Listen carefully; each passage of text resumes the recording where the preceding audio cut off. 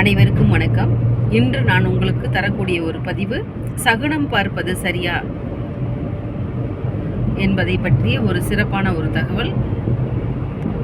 நம்ம ஒரு நல்ல காரியங்களுக்கு போகிறோம், சுப நிகழ்ச்சிகளுக்காக ஒரு ஜாதகம் பார்க்கவோ அல்லது பெண் வீட்டுக்கு போகவோ, இல்லை ஏதாவது ஒரு நல்ல ஒரு சுப நிகழ்ச்சின்னே வச்சுங்களேன். அப்போ அந்த சுப நிகழ்ச்சிக்கு போகும்போது சகுனம் பார்ப்பாங்க. இந்த சகுனம் பார்க்கறது அந்த காலங்களில் நம்ம முன்னோர்கள் கண்டிப்பாக இதெல்லாம் சகுனம் பார்த்து தான் ஒரு விஷயத்தையே செய்வாங்க. சாமி கும்பிடும்போது அந்த சாமி போட்டாவிலிருந்து பூ விழுகிறத நல்ல சகுனம்னு சொல்லுவாங்க. இப்படி சகுனம் ஒவ்வொரு விஷயத்துக்கும் சகுனம் பார்ப்பாங்க. இப்போ இந்த காலப்போக்கில் இந்த சகுனங்கள் காலங்காலமாக வந்த ஒரு பாரம்பரியமான ஒரு இந்து மக்களுக்கிடையே இருக்கக்கூடிய ஒரு கலாச்சாரம். அது இப்போ கொஞ்சம் கொஞ்சமாக குறைஞ்சிட்டு வந்துருச்சு. இப்போ அதிகமாக அந்த சகுனத்தை இப்போ யாரும் அதிகமாக பார்க்கறதில்ல. இன்னும் கிராமப்புறங்களில் பார்க்குறாங்கன்னு வச்சுக்கோங்களேன்.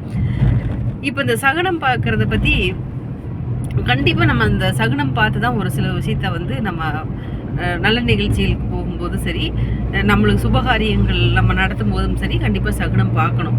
சகுனம் பார்த்து நீங்கள் ஒரு விஷயத்தை நீங்கள் பண்ணிங்கன்னா கடவுளுடைய அனுகிரகத்தோடு கண்டிப்பாக சிறப்பாக இருக்கும். இப்போ நீங்கள் ஒரு நல்ல நிகழ்ச்சிக்கு, சுப நிகழ்ச்சிக்காக, உங்களுக்கு ஒரு சுப நிகழ்ச்சி நடக்கணுங்கிறதுக்காக நீங்கள் ஒரு இடத்துக்கு போகிறீங்க அப்படின்னா, காகம் இடமிருந்து வளமாக வந்துச்சு அப்படின்னா அந்த காரியங்கள் 100க்கு 100 வெற்றி அடையும். இது என்ன சொல்லணும்னா பச்சை சகுனம்னு சொல்லுவாங்க. இந்த பச்சை சகுனம் ரொம்ப சிறப்பான ஒரு சகுனம்.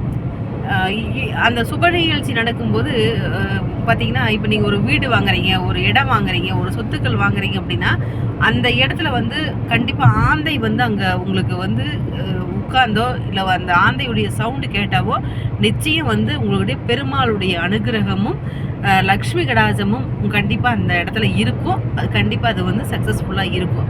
இந்த பச்சை சகுனம் நீங்கள் ரொம்ப அற்புதமான ஒரு விஷயமா நீங்கள் பார்த்துக்கணும். ரெண்டாவது பார்த்திங்கன்னா, அந்த சகுனம் பார்க்குறதுலையே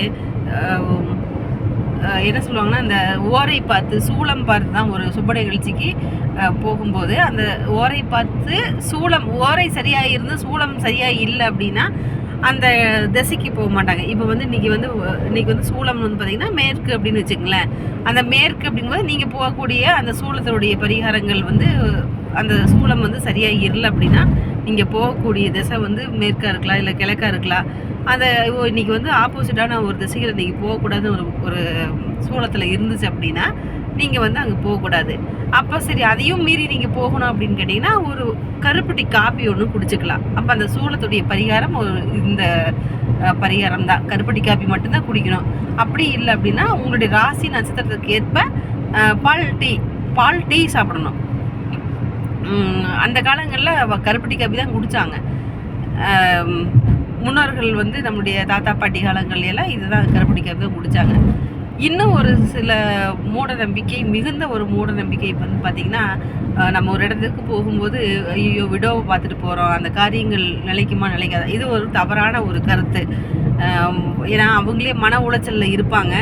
இதில் விடோவை பார்த்துட்டு போகிறேன், குழந்தை இல்லாத ஒரு பொண்ணை பார்த்துட்டு போகிறேன், அதனால எனக்கு அந்த சுப நிகழ்ச்சிகள் நடக்குமா நடக்காதா, அதெல்லாம் கண்டிப்பாக தவறான கருத்துங்க. அதெல்லாம் நீங்கள் பார்க்கவே கூடாது. இப்போ எத்தனை பேர் சுமங்கலியே ஆகாத நபர்களும் இருக்காங்க. சுமங்கலி பெண்களை பார்த்துட்டு போனால் கூட அங்கே நிகழ்ச்சி நடக்காது. அப்போ நம்ம எந்த மாதிரி சகுனத்தை பார்க்கணும், எந்த மாதிரி சகுனத்தை பார்க்கக்கூடாதுங்கிற ஒரு பதிவுகளும் நான் உங்களுக்கு கொடுக்குறேன். இப்போ நீங்கள் இந்த சகுனங்கள்லாம் பார்த்துட்டு போயிட்டு அங்கே பூக்கட்டி கரெக்டாக இங்கே சகுனம் பார்த்துட்டு போகும்போது ஒரு பூக்கட்டி கேட்குறீங்க, இல்லை ஏதாவது ஒரு விஷயங்கள் பூக்கட்டி கேட்குறதெல்லாம் பார்த்திங்கன்னா அதிகாலையில் தான் கேட்கணும். 4 மணி 5 மணி இந்த மாதிரி டைத்தை தான் நீங்கள் பூக்கட்டியே கேட்கணும். அப்போ தான் அது சிறப்பாக இருக்கும்.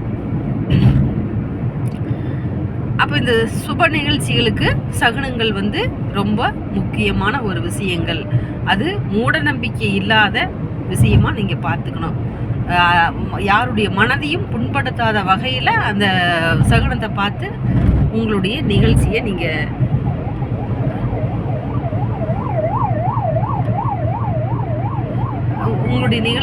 வெற்றிகரமாக அமையறதுக்கான வாய்ப்புகளை தேடிக்கொள்ளுங்க. நன்றி, வணக்கம்.